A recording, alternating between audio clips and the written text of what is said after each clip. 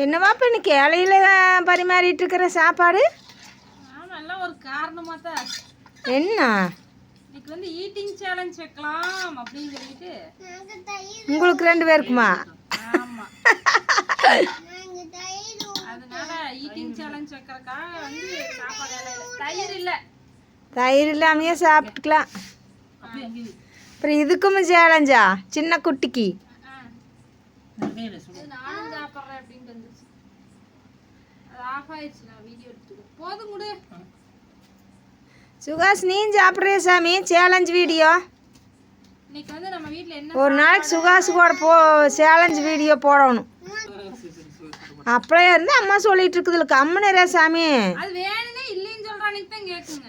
இது தட்டை கொட்டை சாப்பாட்டுக்கு நல்லா இருக்கு. இதே இப்போ வந்து பிரியாணி செஞ்சு இன்னைக்கு ஈட்டிங் சேலஞ்ச் வைக்கலான்னு நினச்சேன். ஆனால் வந்து தட்டைக்கொட்டை சாப்பாடு போச்சு. சிந்துது. இது தட்டைக்கொட்டை சாப்பாடு செஞ்சு ரொம்ப நாள் ஆச்சு.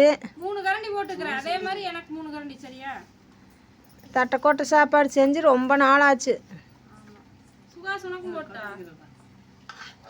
தட்டுட்டு வா. எடுத்துட்டு வா. அப்புறமாவா கத்த போட்டுதானா? நீ எல்லாம் பரப்பி விட்ட. கத்தாக்குதா? ஒரே அளவுதான். உங்களுக்கு எப்படி தெரியுது? சாப்பாடு கொஞ்சம் செஞ்சிச்சு. ஓகேங்க ஃப்ரெண்ட்ஸ், இன்னைக்கு வந்து நம்ம வீட்டில் தட்டைக்கொட்டை சாப்பாடு நைட்டுக்கு ஈட்டிங் சேலஞ்ச். இது வந்து அடுத்த வீடியோவில் வரும் பாருங்கள். இது வந்து கலைமதி ஷார்ட்ஸில் இந்த வீடியோ வரும், கலைமதி பிளாக்ஸில் ஈட்டிங் சேலஞ்ச் வரும். ஓகேவா?